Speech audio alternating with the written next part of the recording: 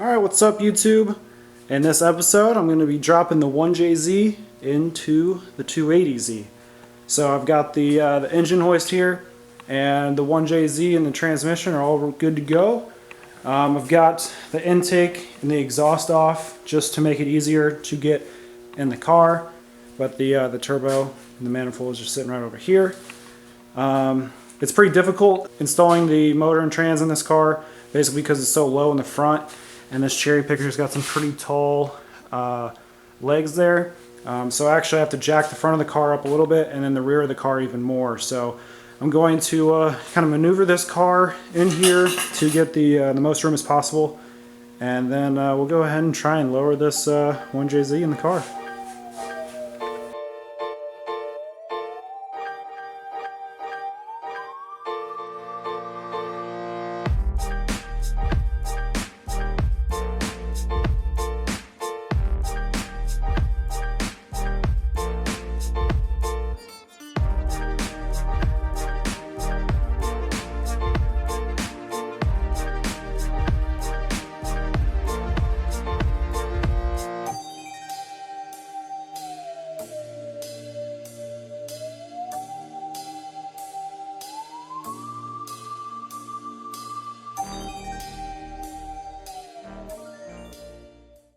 Alright, so I think we've got the garage situated so we can get this 1J in the car. We've got it covered up, the fender's off.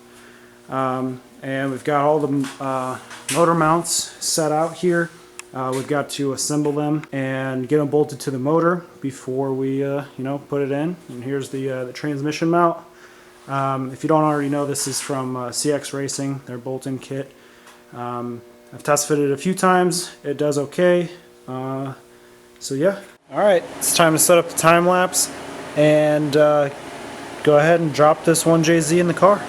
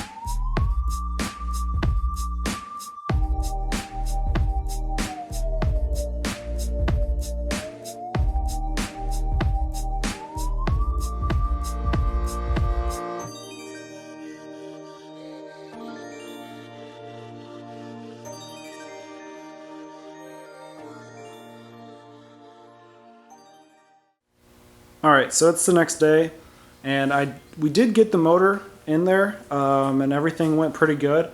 But what I've been messing with is the alignment. So when we first set the motor in, and these are CX Racing motor mounts, the motor was kind of pointed like this. It was kind of off this way, and it still is.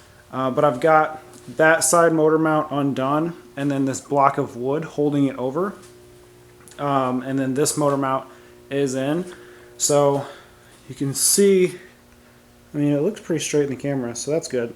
But if I take that block off, it really starts aiming kind of towards the passenger side, and I don't like that. So what I'm going to do, and hopefully I can show you. Alright, so in here you can see the motor mount goes down to the existing motor mount from the original 280Z subframe, and we've got this motor mount here, adapter. We've got the 4-bolt flange that goes up to the block, and we've got this little deal here with little rubber shock absorbers, and over here is the bolt hole where this rubber stopper is usually supposed to be. But if you raise this up, like I had it, that pushes the front of the motor really far that way, which is causing it to be crooked.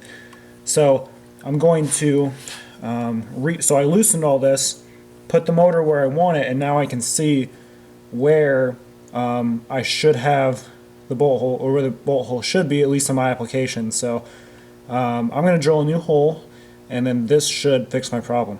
Well, there it is. The 1JZ is finally in its resting spot, hopefully for good. It looks really nice. It's really straight. It's level, but I did spend a lot of time getting it to this point. So it's been several days past since that time lapse you saw I was putting in the motor, and I've actually had the motor out completely since that time, because thankfully one of my YouTube subscribers let me know that the flywheel, the clutch disc was installed the wrong way, and I was, like, no, I followed the instructions. There's a sticker that said flywheel this way, and that's how I installed it. They just kind of brought it to my attention that it could be that the sticker was on the wrong side. So I reached out to the manufacturer. Sure enough, the sticker was on the wrong side. And so I found that out after I already had this installed, and there's no way I can change the clutch disc with the motor in the car. So I just pulled the motor out and spun it around, and here we are now. So thank you, that subscriber who let me know. And I'm still pretty pissed that that happened, and the manufacturer's not responding to my emails.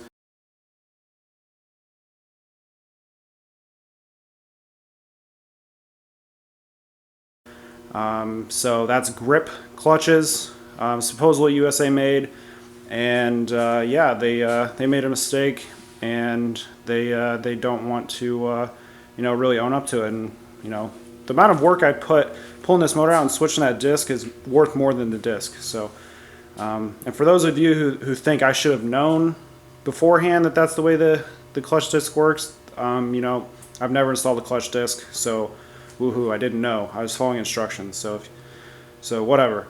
But no, the motor's in there. Rant's over. It's in there. You can take a look. It's nice and level. Nice and straight. Actually, the hood latch is off-centered a little bit, but so that might give it the illusion that it's not straight. But no, it's in there straight. It did take quite a bit of work, a lot of hours getting it straight, because the CX Racing mounting kit, it's got a lot of adjustability, but for some reason, every time I would tighten it down, the motor would torque this way, which would set my transmission towards the driver's side a lot. And so what I did, I got basically a thick washer of aluminum, kind of like a big spacer, aluminum spacer, and I'll zoom into it. But I spaced out the motor mount to the block, because every time I would tighten it, it couldn't reach to the motor, and it would pull it close. So in here, you can see that little square behind that piece here, and so that's what I made, so that would space it out, and whenever I would tighten it down, it would be right up against the block where it should be. So now we're straight. She's all tight. I'll show you where the transmission comes up in the tunnel. Right there. Really nice, right in the center. So that's one of the reasons I bought the R154 with the extended shifter housing. I think what I'm going to do, and I've already test fitted the hood, made sure that fits. It's got plenty of clearance. I've already test fitted the strut bar. That clears, no problems. Also, whenever I was setting the motor, you have to be conscious of how low it can be, and so that the oil pan is not below the front cross member, and so it's not. I've got 1/4 of an inch, 1/2 of an inch above the cross member, so that's really good. So all of those things, had to work, and leveling out the motor, making sure it's straight, making sure it wasn't too low. All that stuff takes work. And sorry I didn't get it all in film, but I was pretty frustrated with the transmission deal. I think what I'm going to do now, I've been talking a lot. I think I'm going to mount up the turbo manifold, and hopefully that fits, because I'm not sure. The last manifold I bought did not fit, so I bought this supposedly smaller one, and throw the turbo in there and see how that looks.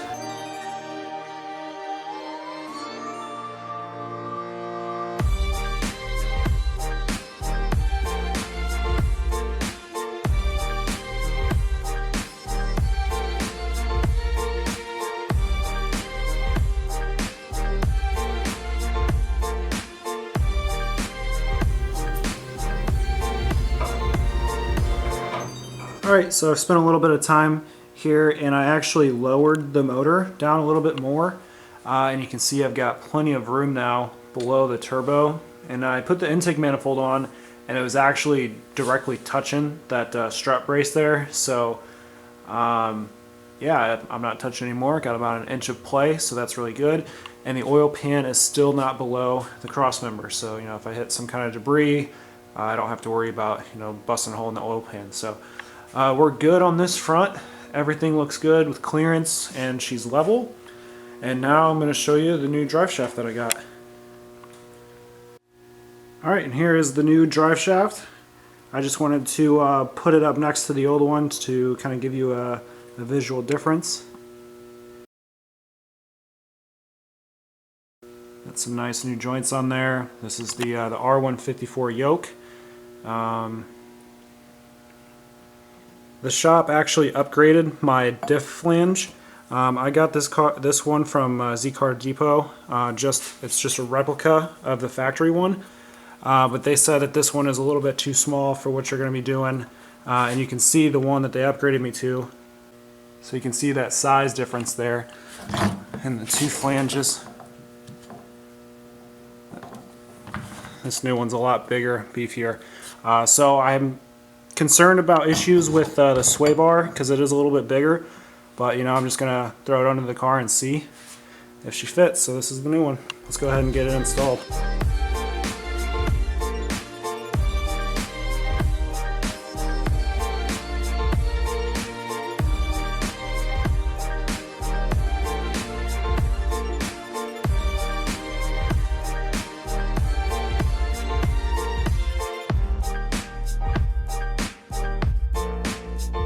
Alright, so here we are under the car. Got the drive shaft in. Got about an inch of play there at the yoke, which is good. And here's the diff flange. There's not much room down here, especially getting those bolts back there on. But it looks really good. I was worried about it clearing the sway bar, but we've got plenty of room.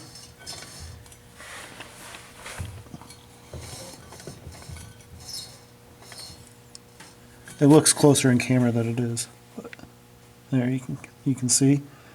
So I think we're good on the drive shaft.